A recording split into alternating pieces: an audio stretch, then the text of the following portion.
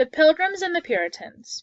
Your essential question for this PowerPoint is, how did the Pilgrims and the Puritans create their own way of life after settling in the New World? First, we're going to review Jamestown. Colonists came to the New World in 1607. When they came to Jamestown, they realized it was located in a swampy area, which was not good for harvesting crops. They spent their time looking for gold and not food. This would cause a problem. By the spring, 38 of the original 100 colonists had survived the winter. That's less than half. John Smith was sent by England to save the day. He established a trade between the Native Americans and the colonists. Eventually, he became injured and had to go back to England. What really saved Jamestown, though, was tobacco. Tobacco was starting to be harvested in Jamestown and led to a flourishing economy.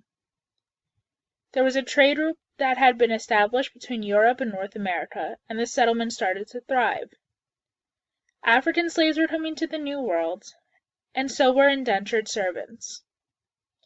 Indentured servants were mainly European at this time, and came to America to work off their trip.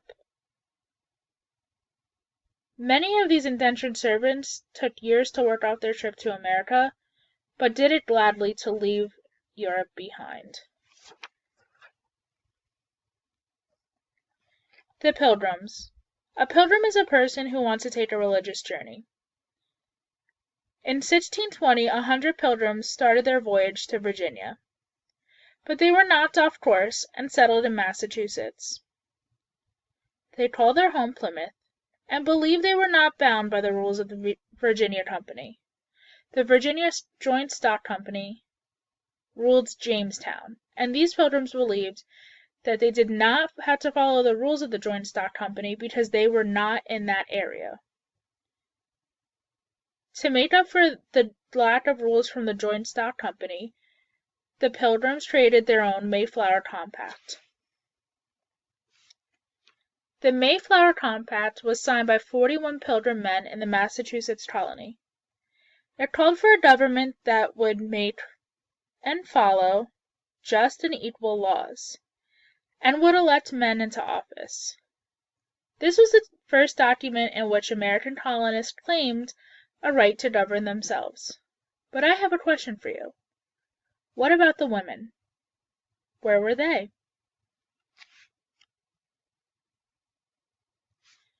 The first Thanksgiving.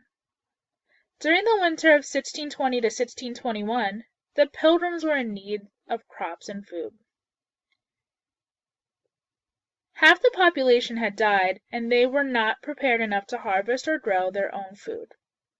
So they had stolen food from the Native Americans, like corn and wheat.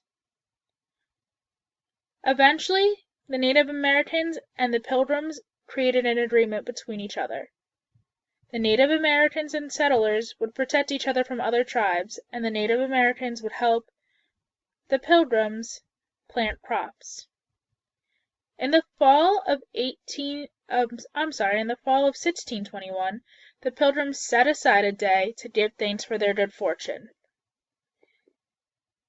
The first Thanksgiving was actually originally a harvest celebration, but it was declared a holiday by Abraham Lincoln in 1863, 200 years after the first Thanksgiving. The Puritans. The most famous Puritans lived in a small community called Salem in the Massachusetts Bay Colony. Their community was founded in 1692. They had left England because they wanted to break free from the Church of England due to disagreements. They were also known as Calvinists. Calvinism was created by John Calvin, and it's a branch of Protestantism.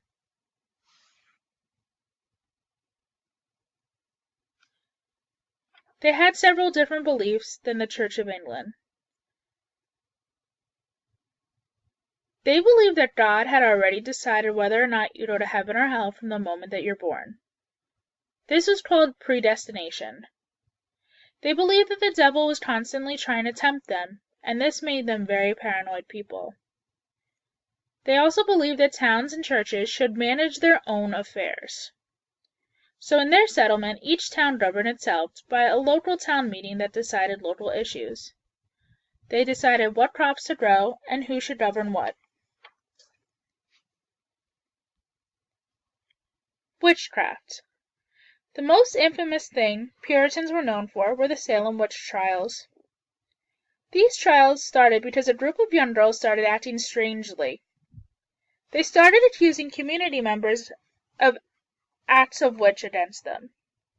The people who were accused held some sort of importance to society. They owned a lot of land, had a lot of money, or were an important person in the town. The Salem witch trials had both men and women who were accused. If you pled innocent, which means that you said that you were not a witch, you were often put to death by hanging. If you pled guilty, saying that you were a witch, you were left alone. However, you were shunned or pushed back by society. About 20 were put to death by hanging and other measures, and about 20 died in jail. Remember, when you're doing your notes, you need to have your title, essential question. You have to finish your question column as well as your summary at the bottom with 3 to 5 sentences.